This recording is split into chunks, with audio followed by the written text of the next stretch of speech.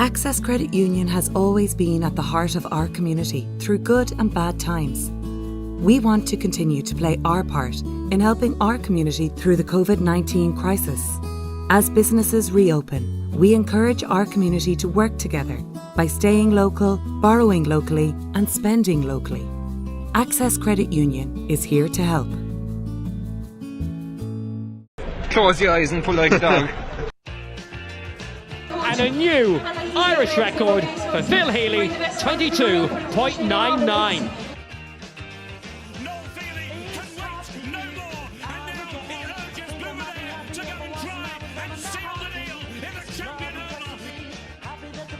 Christy Cooney hands over the Sam Maguire Cup to Mccartney, Cork All-Ireland champions for the 7th time ever. Hello and welcome to the Star Sport podcast. My name is Jack McCarran of the Southern Star, and I'm joined as always by Star Sport editor Kieran McCarthy. On Saturday in CIT, the West Cork ladies made history, winning their first ever senior county title, beating 7 in a row chasing Mourneabbey on a scoreline of 4-9 to 2-13. On today's podcast, we'll be joined by West Cork captain Aine Terry O'Sullivan to reflect on a memorable day for the divisional side. We'll also be talking tactics with manager Brian McCarthy and asking how they managed to dethrone the dominant Mourneabbey.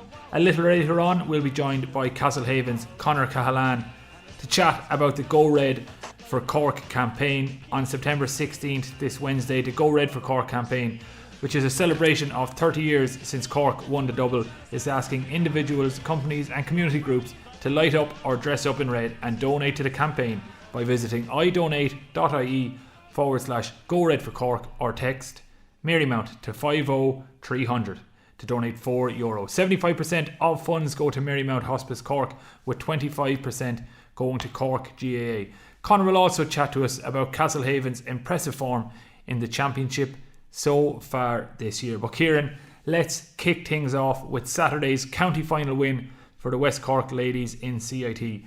No fans were allowed to attend for obvious reasons, but it was streamed online, and what a game of football it was. Before we hear from Aine Terry and Brian McCarthy, I wanted to get your own thoughts on the game. On last week's podcast, you predicted Mourneabbey would claim their 7th title in a row, but for once you must be pleased to be able to admit that you were wrong. Absolutely delighted, Jack. Like I said last week, the heart said West Cork and the head said Mourneabbey, because like Mourneabbey are a fantastic football team, back-to-back All-Ireland champions, going for 7 in a row. They've been the dominant force, like we were saying, for so long. But what a performance from West Cork, like absolutely incredible. And I'm delighted for every single one of the players involved and all the management, because we know how much they put into this journey.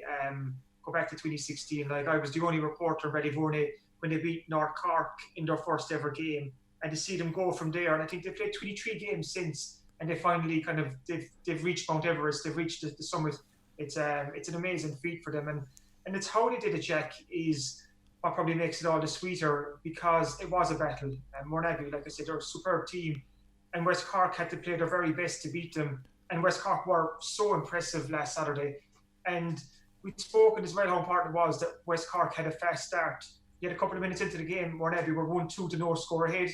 You're like, oh Jesus, not again, because we saw what happened last year.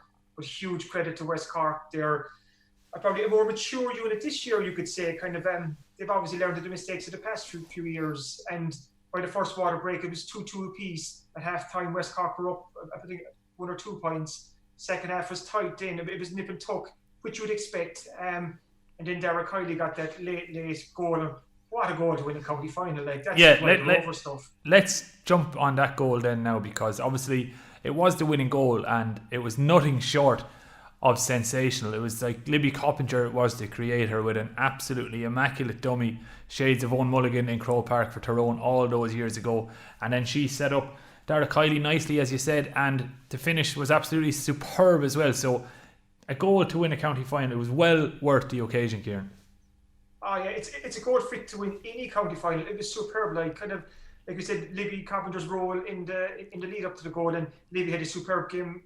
Just even before that, she'd scored 2 goals, and I've heard a good few people saying it was her best game in a West Cork jersey, and she's really shone at full forward in the last couple of games. And it's kind of funny now looking back on last week where she said her father was kind of saying that they need to make bigger goals for her off the back of one of her performances earlier in the championship. But they probably need to put a statue of her in St. Columns now off the back of her player of the match award the last day. But Darragh Kiley's goal, like, what a goal to win a county final. And to beat a team like Mourneabbey with a goal like that after a game like that, that's as good as it gets. You know, it really, really is. Like, kind of, it was such a tight game, and West Cork came out the right side of a very tight game against a Mourneabbey team that had usually beaten West Cork. Well, had always beaten West Cork at this stage before. So it's just one of those magical days for the West Cork senior ladies football team.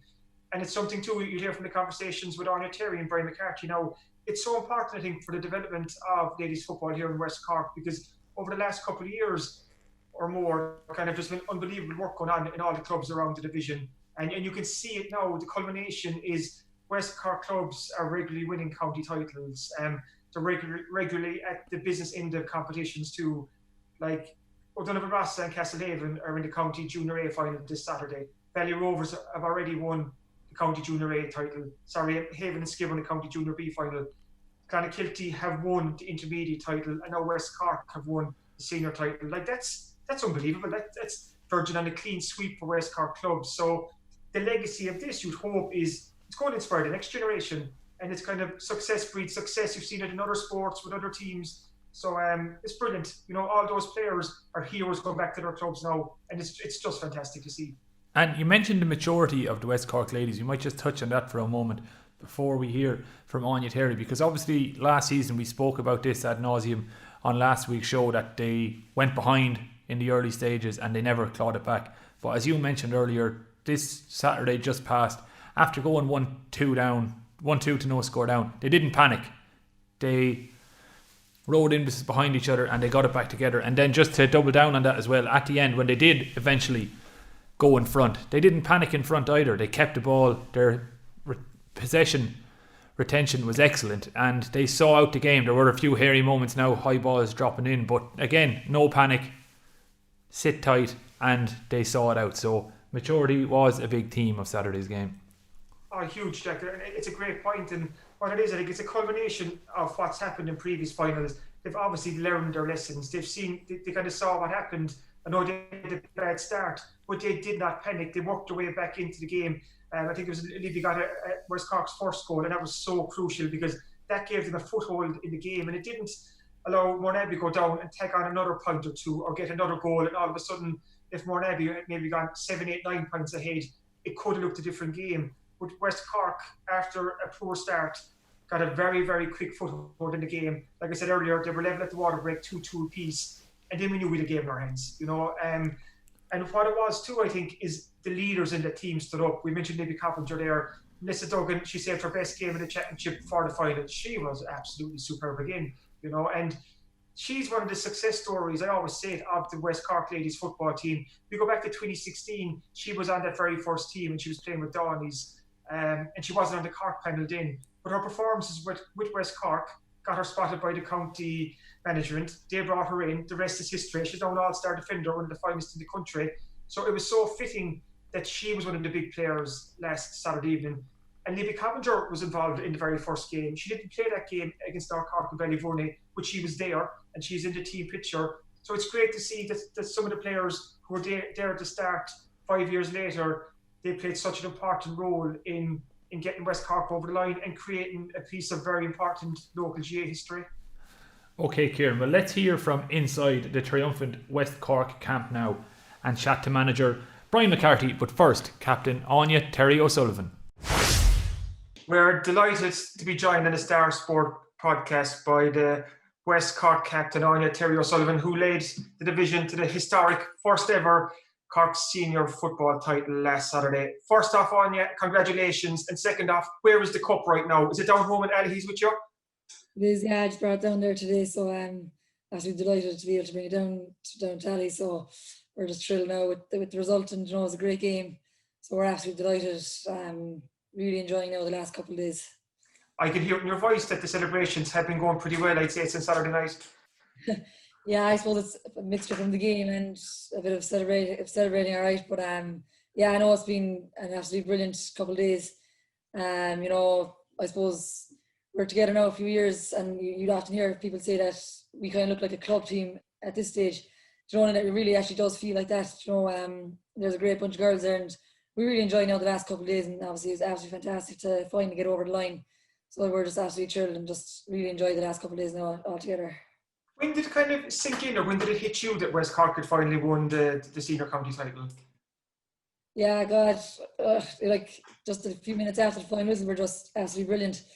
Like I suppose the last couple of years, losing the two county finals in 2019 and 2018, you know, it just made us appreciate this even more.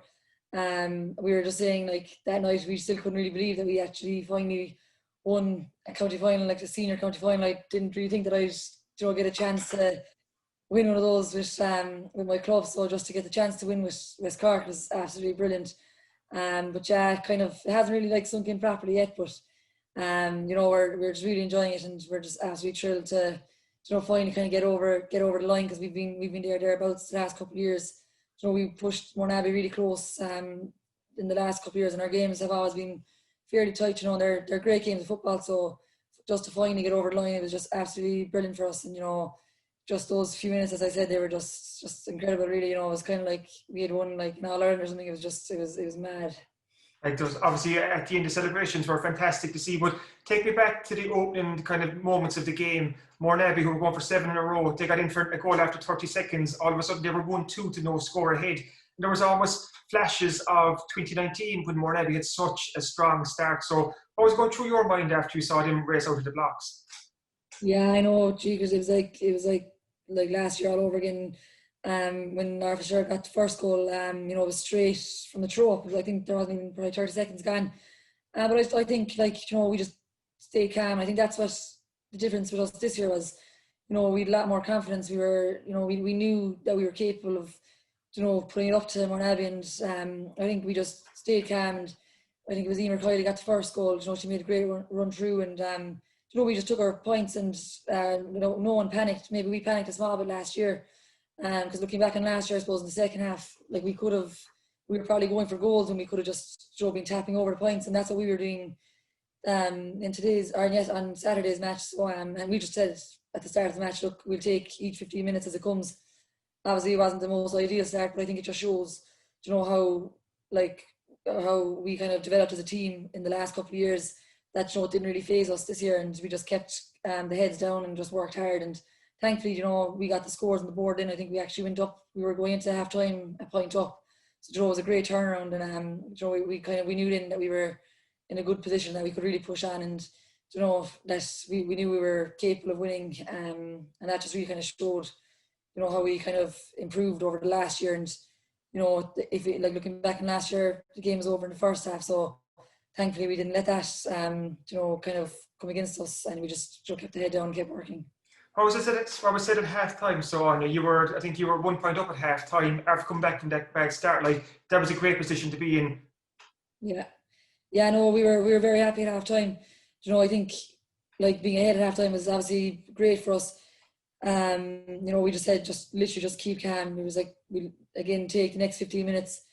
You know, Mourneabbey kind of in the drawing game earlier on the year, it was kind of the third going into the last 15 minutes. They always kind of they really get injured. They always have a good kind of, they might get a few points, and that's when they kind of start going away from teams. But we just said, look, just to put the heads down now. There's only another half an hour left of football, and, you know, just keep calm, keep playing it around. And when the scores ran, you know, take them, and, you know, thankfully we did. I thought, well, in the first half, right, we had a few goal chances that we missed. You know, I had one of them as well.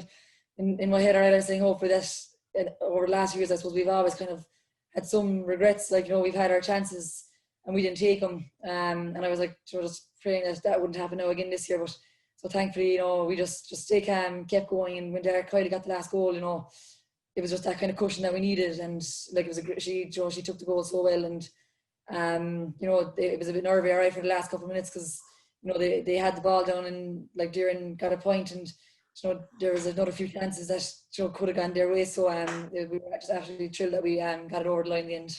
You talk about West Cork taking your chances. You just mentioned Derek Kylie's goal there. What a fantastic goal to win a county final. It was so close to the end. What was going through your mind then? Because that pushed you in front. like you said, you had that bit of a cushion. Were you thinking, we're so close now, hang on? Yeah. Oh, I was absolutely delighted. I saw her, like, when I went to the net, the ref was near me actually, so I was asking him how much time was left, and I think he only said there was 3 or 4 minutes, so like I just knew how close we were, and we just had to just remain calm at that stage, really, because like they can easily just go up the pitch straight away, get a goal, and it's happened before. So yeah, we just we did very well to kind of keep them out. I think kind of we brought a lot of our players back just to crowd it out. And like as I said, like they Deering got a point to bring it back to 2, and anything could have happened in the last couple of minutes. So it was just great that we were able to hold on to the lead, and we were just so delighted then when the final whistle blew. You kind of mentioned there as well about the kind of, I suppose, the progression and maturity of this West Cork team from recent years, and you really showed it last Saturday, because you beat the reigning All-Ireland champions, a team that was going for 7 in a row, like probably the greatest ladies football team in Cork football in I don't know how long, and West Cork came out on top of that. So like, to beat a team like Mourneabbey, like, does it make it that much sweeter then, considering how good they are? Oh yeah, like definitely, like they've set such a high standard in Cork over the last number of years. Like going for 7 in a row, it's amazing really, and like they've won all the Munster titles as well, and they've won the last 2 All-Irelands. So they're an absolutely brilliant team. So we knew we were up against it, and I think like beating the All-Ireland champions was obviously huge. It was absolutely massive for us. And to be fair, like West Cork, the board have put a lot of work in. Brian and Anne, James and Michelle as well. They really put a lot of work into it this year. So we were, it was great that we could do it for them as well, because we haven't had anything to show for it in the last couple of years. So it was absolutely brilliant, and yeah, just beating Mourneabbey as well was a huge relief as well, I suppose, when we were so close the last couple of years. But like, they're just a fantastic team, and they'll be going out now into Munster, and there's no doubt that they're going to do well in that as well. So we wish them the best of luck, and it's been great for Cork too. Kind of the rivalry that we've built up, they're always exciting games, and there's kind of anything can happen. So yeah, it's just absolutely fantastic. I think it's great for football in Cork as well, to have those kind of exciting games. So yeah, it was a great occasion now. A great piece of history for you after you were the first West Cork woman to lift this particular cup. And let us in the secret now. Had your words prepared beforehand? Did you just on the spur of the moment kind of make up your speech? Yeah, no, I didn't have anything really prepared, to be honest. Yeah, I don't know. I haven't really had like that much luck being captain in previous years. So like I say, I was captain with UCC and captain with Beara, and I'd say we won a minor championship alright with Beara, but I didn't really put too much effort into it, and just kind of thanked. Had points made out alright, but to be honest, I was just so happy that we got over the line, and I was obviously extremely proud to captain West Cork, and obviously delighted that Brian and the management chose me to be captain this year. So it was an absolutely huge honour, and just absolutely delighted that we got over the line, and it was just a great occasion really for everyone. It was quite a surreal county final, Aine, because obviously there was no fans there, but there was a brilliant picture in the Evening Echo of you going up after. I think it was your sister and brother, or sister and just outside the wire.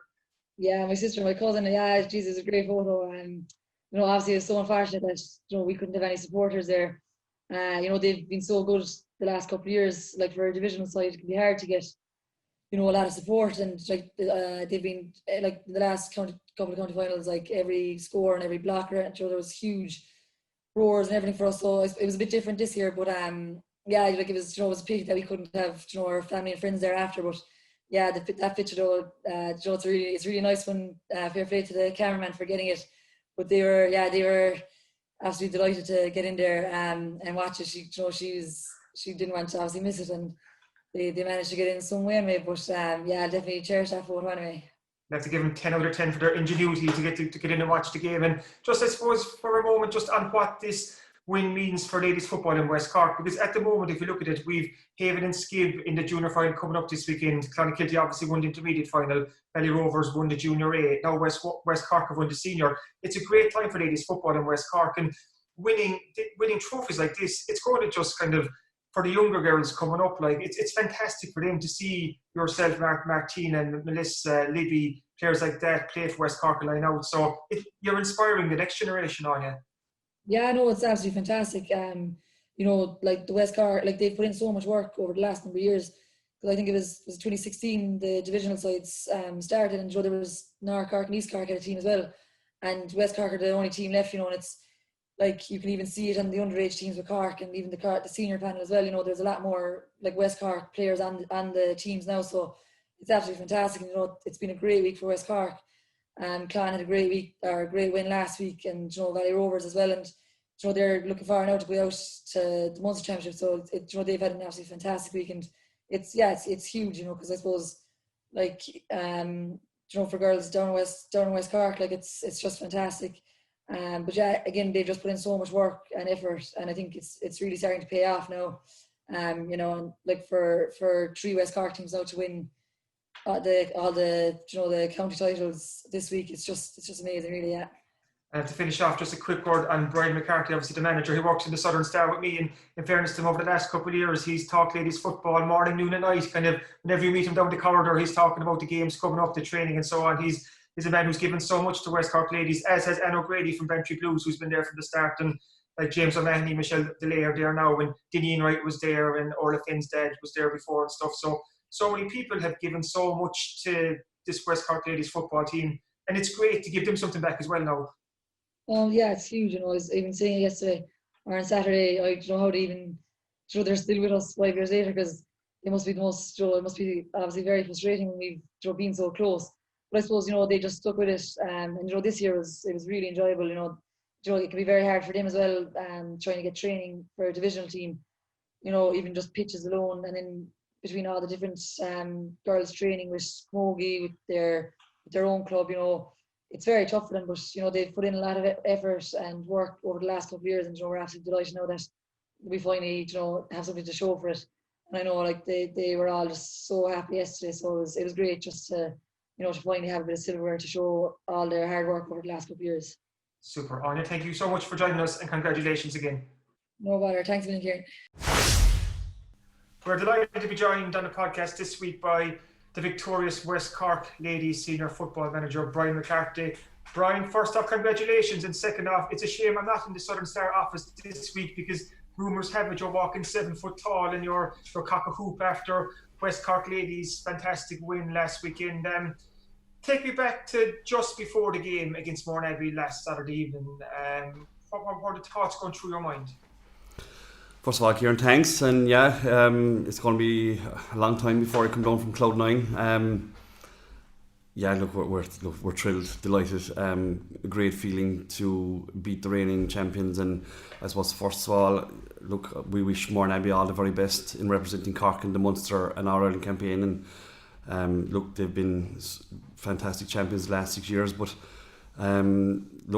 last Saturday was about our girls, and they did a fantastic job, and absolutely delighted with them.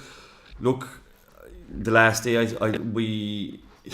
suppose the other 3 management would be harping on about sometimes when my team talks, and I kept it very short and very sweet, and we just went out, we had a job to do, and we asked them to stick to the game plan as much as we possibly could, knowing that there would be setbacks, but to reset on the field and go again. And we didn't get the start that we wanted the last day, but like I just said, we reset, and we stuck to the game plan, and girls stood up and they were counted on the big day, and we're thrilled to bits with them. What went through your mind, Brian, after that Mourneabbey blitz at the start to hit you for 1-2? And if we think about it, last week when we were on the podcast chatting, you said the start was so important for West Cork, because we all know what happened in the 2019 final. Mourneabbey raced out of the traps, hit you for 4 goals, and they effectively won the final in the first 22-23 minutes. So when you looked at the scoreboard that Saturday evening and it said Mourneabbey 1-2, West Cork 0-0, what was going through your head? This is a family podcast, Kieran, so I won't say what I really thought. But the belief within the camp has been unbelievable all year. And I know we got an early setback, but we said if that happens, no panic. There's a long way to go, and you have to give credence to the quality of the opposition, because look, they're going to get a period of dominance and we just had to reset and go again. It was just one of those things which happened, but the girls just knuckled down and we got on with it. It's part and parcel all year that we've looked internally at ourselves. I think I said that to you previously, where we've concentrated mainly on ourselves and what we can control on the field, and to play our own brand of football, and our game plan. And I suppose after the first water break, we were thrilled. We were back where we wanted to be. There was level scores, I believe, and it was just a matter then of taking the game to Mourneabbey, and again, just keep composed, keep to the game plan, stick to what we know, what we're good at, and look, every single girl was absolutely outstanding on the day and they deserve all the credit. You've mentioned game plan there once or twice already. Let's talk about West Cork's game plan, because it was kind of quite noticeable this year how fast you moved the ball, Brian, from defence to attack. And when you consider what Mourneabbey did to you last year, kind of how hard was it for you not to stray from what you've done so far and it's been so successful for you, and then maybe on the other hand try to counteract what Mourneabbey do? How did you find the right balance, and what were the tactics for out there? You could share them out because the game is over. I suppose all year we've looked at trying to get the ball into the inside six, I suppose, the forward line as quick as possible, and not just the inside line but the half forward line as well, with good, quick, accurate ball. I suppose, look, at the end of the day, it's football, you have to kick it, and we asked girls to improve on that and to believe in that a bit more. Where we're kicking the ball would be either in space or into the outside shoulder, where the girls would have a better chance of winning it. And then, for a better way of putting it, just let the girls express themselves, because we know we have the forward power to get scores, and we've done that this year predominantly. I think if you look at our scoring rate, it's been pretty high all year, and we always know every year we seem to create goal chances against Mourneabbey, but we never took them. Even in last year's game, we still had goal opportunities at various times, but this time we did take them, except for maybe 2 in the first half, which again you can look back at and say, another day they might have gone in. But this time, girls were very clinical, worked as a team, worked as a unit, and look, it ended up the way it is. And again, can't emphasise how thrilled we are for the girls, and they deserve all the credit. So you were just saying there, Brian, about getting fast ball into the full forward line. Does it help so when you have a player like Libby Coppinger inside there at full forward? Like, she was superb the last day, and she's really kind of improved as a full forward this year. Yeah, look, we all know about Libby's quality. I suppose anybody here in West Cork from underage level knew that Libby has fantastic potential, fantastic talent, and a prolific scorer as well. So I suppose this year we've looked at that and we've tried to get more out of Libby in terms of getting scores, but also you've the quality of Dara Kiley, Fiona Keating, Aine Terry, Rachel Murphy, Lisa Hart, even though Lisa played a sweeping role the last day. But coming on to that, then you have the midfielders, and the 2 wing backs are allowed to attack as well. So in going forward, yes, we could be very potent and prolific at times, but then in the other half, then we are very comfortable with our backs and knowing that they will defend for their lives when it comes down to a situation. That happened the last, I think, 5 or 6 minutes of the game, where backs to the wall. Look, I think we were looking back there, and I think we'd won forward up front, where everybody was defending for their lives, because look, they wanted it. They really, really wanted it this year, and that's just nothing against the girls that were there in previous years. But this year we've emphasised the girls to play more as a team, and I think anybody looked at the last day would say we really looked like a team and not a division as such. And look, I think that probably benefited us more on last Saturday. But yeah, Libby, Dara, Fiona, Rachel, but I think everybody looks at their scoring, but I think the work off the ball that they do in terms of hassling and harrying and making it so hard for the defence to come out with the ball and give accurate ball into the likes of Ciara or Darren or Maura Callan, whoever it may be, that was another aspect where we really improved in this year. We kind of talked there about obviously West Cork attacking. Defensively, how do you set up to kind of combat such a strong Mourneabbey attack? Like, we're thinking Darren Sullivan, Eddie Jack, Ciara O'Sullivan, like, and we all know that Mourneabbey shot the lights out against Éire Óg in the semi-final. So I was thinking to try and negate that Mourneabbey attack, which he did do very effectively, especially in the second half where they kind of pushed forward looking for goals. I suppose there's a young lady there, Lisa Hart. I suppose, Lisa, I hope she don't mind me saying, 2 years ago, I suppose, in the replay game, but I think it was about 5 or 6 to go, she hit the post, and another day to have gone in, but this time he came back out, and look, Lisa came back this year, and we looked at various options. We used it as wing forward, but Lisa's very flexible, and for a young player, she's got a great head in her, so we put her in sweeping midway through the first half, and it worked for us. It just allowed Melissa that extra space in front to travel with the ball, and that set up the attacks. But then, I suppose you've got to have faith in your players, and all the management have huge faith in their players on the day. And look, you just have to let them defend. We don't have to say a whole pile because, look, when you have the quality of Martin O'Brien in goal, who's marshalling the defence, then you know that if somebody's going to get a score, it's going to be very, very hard earned. And that's what we asked the girls to do the last day. When the final whistle went last Saturday and West Cork were crowned county championships, what went through your mind, Brian, considering that West Cork had lost the last 2 finals? And this has been a journey that started back in 2016, and the dream was always to win a county senior title. So to finally achieve what you set out to achieve, what did that feel like? Very hard to put into words, Kieran. First of all, a dream come true, there's no question about that, because I suppose going back to the origins of this, I remember getting a phone call from John McCarthy at Bantry Blues to say would I be interested in starting this up, and I just thought there was huge potential.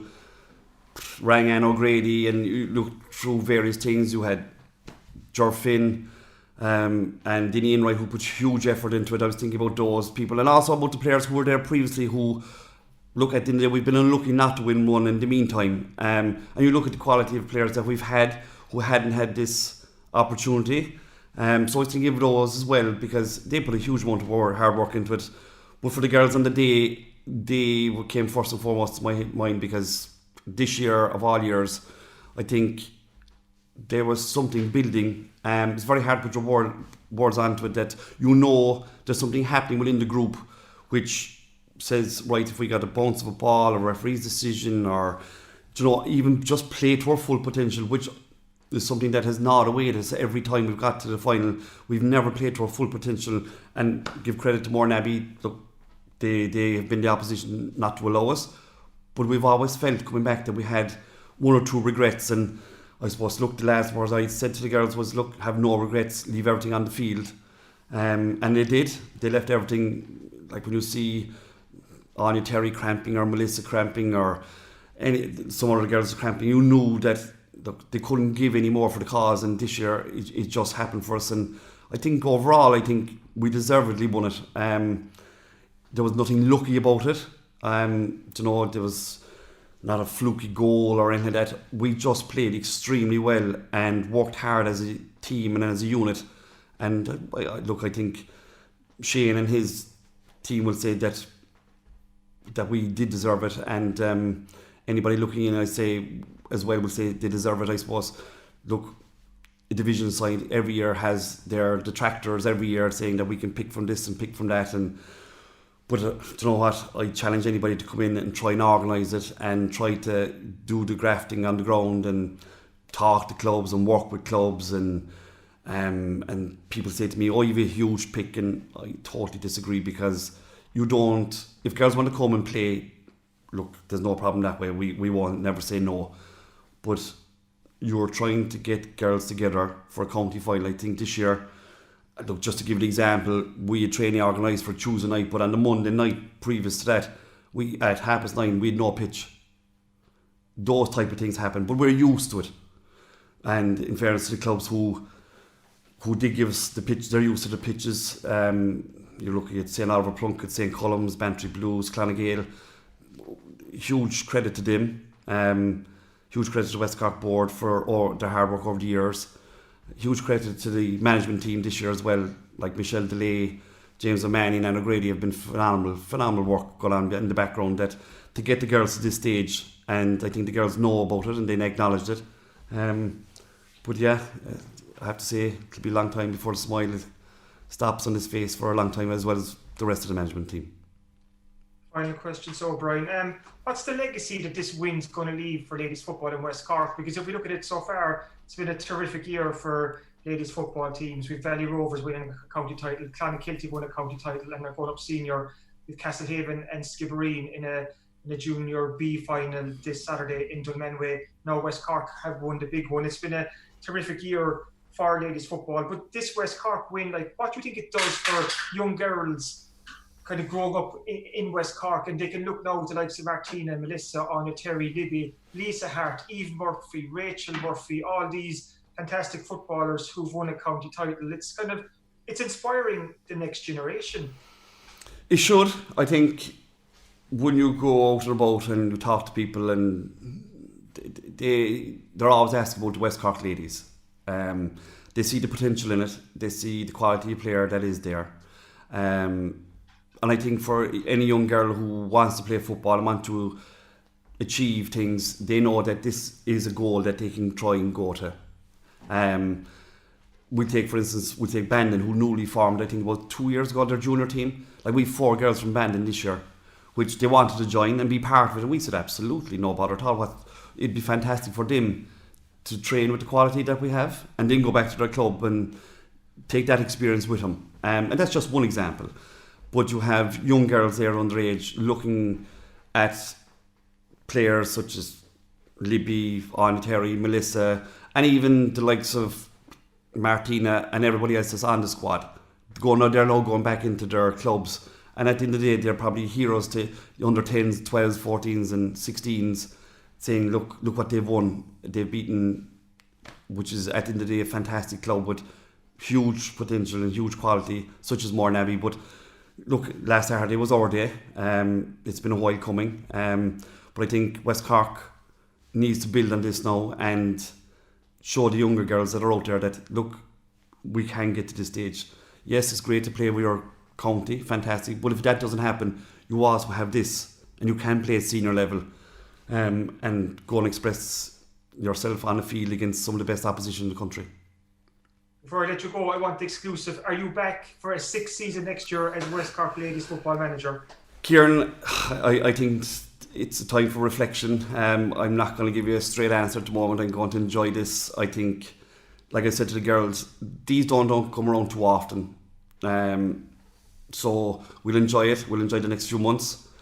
January is another time where we can sit down, have a chat amongst ourselves and amongst management and take it one step at a time. We've always done that every year, and I don't see why we wouldn't change the formula now. So look, if there's an exclusive, I know who to go to. You'll be the first to come to. The door is open. You've heard it here first. Congratulations, Brian. Enjoy the celebrations. Thanks, Kieran. Thanks for all the work throughout the year. Appreciate it. Great stuff there from Brian and Anya, and congratulations to everyone involved with the West Cork ladies on their historic win. Now, before we chat to Conor Cahalane, I just wanted to pause for a minute to chat to our friends at Access Credit Union. The Star Sport podcast is, of course, brought to you by Access Credit Union, your trusted local financial partner. Just recently, I went through the process of opening a current account with Access Credit Union, and I don't think it's an exaggeration to say that it's changed my life. I was able to open the account online during lockdown, which made the process completely hassle-free, and it was made even easier by the great support provided by Access Credit Union team leader Aine O'Sullivan, who joins me now. Amanda, I understand you can now apply for a credit union loan online as well. Thanks, Jack. Yeah, you can. If you thought applying for your current account was easy, you'll be delighted when you come to us for your car loan. You can apply online just as long as you're registered for your online banking. A couple of clicks and it comes to us here in Access Credit Union. The personal touch still isn't lost. We'll still bring you back and discuss the loan with you. And you can upload any supporting documents you needed, your payslips, bank statements, that sort of thing. We attach them here to your loan, assess the loan, and you can draw it down online. So we aim to do that all within 24 to 48 hours, depending on when you submit your documents. And I suppose it was something that was in the pipeline for a while, but with COVID-19, it sped us up to provide the service. And it's really worked out well for us. And you know, for members being able to access their funds and still draw down their loan, it's been a great asset to us really, and to the community. I suppose, typically people always had to come into the credit union to draw down their loan, and for younger people who may not be living in the area anymore, we were inaccessible then. So now we're back in the market for these members again, and hopefully they will support us as we are supporting local businesses. And with every €10 spent in the locality, it generates €40 for the local economy. So in turn, the interest that you're paying on your loan in your local credit union goes back into your local economy. So everyone's helping each other with this. Great stuff. Thanks very much, Amanda. And don't forget, Access Credit Union is your trusted local financial partner. Access your money 24/7 from anywhere in the world with an Access Credit Union current account, and enjoy all the benefits while keeping your money local. On September 16th, the Go Red for Cork campaign, which is a celebration of 30 years since Cork won the double, is asking individuals, companies and community groups to light up or dress up in red and donate to the campaign by visiting idonate.ie/Go Red for Cork, or by texting Marymount to 50300 to donate €4. 75% of funds go to Marymount Hospice Cork, with 25% going to Cork GAA. Castlehaven footballer and St Finbarr's hurler Conor Cahalane is an ambassador for the campaign, and he spoke to Kieran about why it's important, and he also touched on Castlehaven's impressive form so far this season. This Wednesday on September 16th, the good and great people of Cork and beyond are all being asked to go red to mark the 30th anniversary of Cork winning the double, but also to raise some funds for Marymount Hospice. We're delighted to be joined by Castlehaven footballer, St Finbarr's hurler, Cork hurler, you name it, he plays it, Conor Cahalane, who's the man behind this brilliant initiative. Conor, talk me through this first. Where did this idea come from in the first place? Yeah, thanks for having me, Kieran. The idea really came from James O'Connor. He'd be a friend of my father's there. He kind of sent it on to me on Facebook. Just kind of the basic idea of people go on red and they might donate maybe €2-3 to Marymount. And I put it up on Twitter then, and as soon as it went up, it kind of blew up. We'd nearly 160,000 reactions between Facebook and Twitter within a couple of days. So like we said, like we had a foundation there. We then got the Cork County Board and Marymount involved in, so they kind of progressed the idea even more. So it's just blown up since then, really. It's an absolutely fantastic idea, and what it is, so this Wednesday, like I'm saying again, September 16th, it's just people have been asked to go red. So that's either wear red, decorate your office red, decorate your home red, and then is it go online to donate? That's it, yeah. Like you can go online on, I think it's idonate.ie/Go Red for Cork, or you can text Marymount to 50300 for the people who won't have access to internet and things like that. But the idea of it basically is just people wear red jerseys, Cork jerseys. It'd be great even if people had jerseys from 1990 itself, and post photos online then, and spread the message really. And even if you can kind of get the lights in buildings to go red and things like that, which we've been trying to sort out the last week as well. So, and it's been going well. So basically just get the whole county red for the day. It actually shows, Conor, that your message is spreading. I'm obviously a Kerry man, but for this I'm wearing red. I know it's not a Cork red jersey, but I'm still wearing red because it's just it's a fantastic idea. And Marymount Hospice then, what was the thought process then to kind of to help donate funds and raise funds for Marymount? Well, I suppose Marymount to be very close to the hearts of the people in Cork here. They do great work, and it kind of shows the community spirit around the place, that when Marymount are kind of, they're struggling recently, and people have kind of jumped on board and helped them a lot. Like the Cork hurlers now started the year, during the lockdown, rallied together and got a fundraiser going. In fairness to Robbie O'Flynn, he ran a great gig with the charity run, and I think he raised over 70,000, which is much needed funds for them. So we just thought of Marymount straight away because Cork people have such a close connection with it, I suppose. And as well as that, it's marking the 30th anniversary of the double. It's nuts to think that it's 30 years since Cork achieved the double, the All-Ireland hurling and football titles. Like obviously your dad Niall was a huge part of the football success. When did you become conscious, Conor, that your dad was such a legend of Cork GA? Well, I suppose growing up, we would have always kind of heard stories about him and seen clips and things like that. But I suppose as we progressed ourselves, we kind of found how hard it is to actually break into these Cork panels and Cork teams. So I gained great respect for anyone who has ever worn a Cork jersey, because you know how hard it is to break into a team, and even to hold a legendary status like the players from 1990 is just it's different. Like, yeah. And So it is very important to mark these occasions, because it's probably such a unique kind of achievement, really. And especially this year too, Conor, because it's been such an unusual year. We lose track of what week it is, what month it is, and like it'd be such a shame for Cork's double to almost go unmarked this year. So it's a great way to just remind people. Like that was another part of it. I think they had planned on doing some sort of function and couldn't go ahead with it. So James O'Connor, to be fair to him, and Derek McCarthy, both men from around Talker here, they came together and they said, look lads, maybe the best way to do this is run a fundraiser and we can get the people of Cork to go red for it. And you know, it kind of spreads word around as well, even to younger people, that this is a massive achievement by two Cork teams. Who knows when we'll ever see an achievement like that again, a county win hurling a football senior All-Irelands in the same year. It just shows like those men are obviously legends for what they achieved back then. We haven't seen it since, and we might never again see it. Yeah, probably won't. And even for Teddy Mack and Dennis Walsh, who were involved in both panels, like you'll probably never again see players even playing dual, not to mind say win the All-Ireland in the same year. Turning attention now to Castlehaven football for a second, since I have you here now. Obviously, Castlehaven you're through to the semi-finals of the Premier Senior Football Championship. You're the only team who got one automatic semi-final spot. How important was it to go straight to the semis and bypass the quarters? Well, I suppose it was important just for the kind of get the bodies right again, give fellas a rest and try and get injuries right and things like that.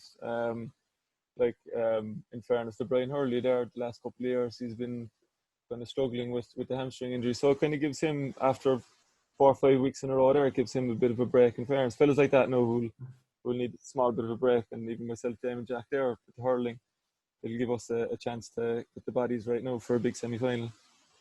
How would you assess Haven's form so far? Like, you came through the West Cork group of days, 3 games, 3 wins, topped the group, phenomenal kind of points difference. You seem to be kind of moving in the right direction and hitting form at the right time. Yeah, I suppose like a big problem for us the last couple of years was maybe on the day we show up and we mightn't have the right attitude and things mightn't go our way. But to be fair, this year the training's been top notch and it's showed in the games then. Has it helped in the fact you kind of mentioned there, like yourself, Damien and Jack, Brian Hurley, Michael Hurley, Mark Collins, all kind of the fellas involved with the various Cork teams, that it's been this club-only window now for the last couple of weeks and months. So yeah, definitely, yeah. Like it gives us the chance to kind of gel together as a team as well. Whereas all along we were kind of coming back 2 weeks before championship, and it probably wasn't fair on the fellas who were there training the whole time and bursting their arse, you know. And we just come back straight into it then and fill a spot there that they would have been kind of holding for the couple of weeks beforehand. So it's good now that we can kind of get down and do the bit of football full time. What was the big positive you took from the group stage? Like the 3 games, you'd Carby Rangers, Lucistown and Island Rovers. Which one stood out for you? Any performance? Well, I suppose, to be fair, no, in the Island Rovers game, we kind of when we found out that we had a chance of going through to the semi-final, we kind of got the bit between our teeth. And I suppose, as you wrote during the week, like, we kind of turned a bit rootless, which probably it stood to us in the end because we just shaved past the Bears and Nemo. So yeah. You're through to the semi-final now, when you're waiting on either Newcestown or St. Finbarrs, who are meeting this weekend. Yeah. Any preference? No preference really. Like, to be fair, Newcestown gave us a very good battle below Skibbereen there, and even the Bears, we know from myself, Dave and Jack, we know the Bears are a great side as well. We know all the lads playing with them, so you know, the best team will win that, and if you want to win the county, you're going to have to beat the best teams like that. So we'll relish any challenge. You kind of mentioned your dad, Niall Cahalane, earlier. Obviously, what he achieved with Cork, and his legendary status as a Cork footballer, but he's obviously a Castlehaven legend as well. And I think he captained Haven to the 94, wasn't it, when they beat Skib? After replay. Kind of, how much pride do yourself, David and Jack, take from what Niall achieved over the years and the kind of legacy that he left? I would take massive pride in it. Like, growing up, we would have always, as I said earlier, heard stories about him and things like that. So I suppose he'd hold a hero status here in the house as well. I won't say it too loudly in case he hears me, but he would like to be, myself, Dame and Jack definitely look up to him. And even growing up, he never told us to go down the line of playing football. He always left it up to ourselves, and we decided to play the hurling, and he was happy with that. So, we respected him a lot growing up. And is that right? So, Conor, as well, it's very important that you kept that link with Castlehaven, that the three of you make that trip up and down a couple of times a week to train and play. Yeah, definitely. Look, Castlehaven, they have a great club below there, and it's very kind of community run. And we still have a lot of relations down there, living down there and things like that. So it's great to get down there for trainings, and we get to see the grandparents and things like that. So that kind of adds to it. And hopefully Castlehaven will be going red this Wednesday again. So just to remind people again that Go Red is this Wednesday, September 16th. And as Conor said earlier, you go to www.idonate.ie/Go Red for Cork and make a donation, and the money goes to Marymount Hospice, and it's for a brilliant cause. Well done on the idea, Conor, superb idea, and I wish you the very best of luck with it. Thank you, Kieran. Thanks a million. Access Credit Union has always been at the heart of our community through good and bad times. We want to continue to play our part in helping our community through the COVID-19 crisis. As businesses reopen, we encourage our community to work together by staying local, borrowing locally, and spending locally. Access Credit Union is here to help. Welcome back to the Star Sport podcast, and before we wrap up today's show, we're going to preview what's coming up in this week's Southern Star. So Kieran, what do readers have to look forward to this Thursday? It goes without saying, Jack, that there is plenty of coverage of West Cork ladies senior football final win. So I'd encourage all GA fans across the division to pick up this Thursday's Southern Star, because it's going to be a collector's item. We have a cracking front page with 3 or 4 pages of coverage inside. It's the best coverage of the West Cork ladies triumph that you're going to get. So everyone, I know I'm kind of slightly biased here, but I don't think there's any bias here at all, because I think this is one that people will hold on to, because it's a moment in history, like we were saying earlier. It's the first of hopefully many. So we have wall-to-wall coverage in Thursday's Southern Star. I also want to touch on the Inniskeen Camogie team. They're in the county intermediate final against Ahabullock on Sunday. In this week's Star, I was interviewed with Orla Cronin, their Cork Star, talking about the final. They beat Father O'Neill's in their semi-final last weekend. And just for a bit of context and a bit of background, Inniskeen have lost 2 of the last 3 county intermediate finals, both in Newcestown. So this is their 3rd final in 4 years. And fingers crossed for everyone involved that they can get across the line this time.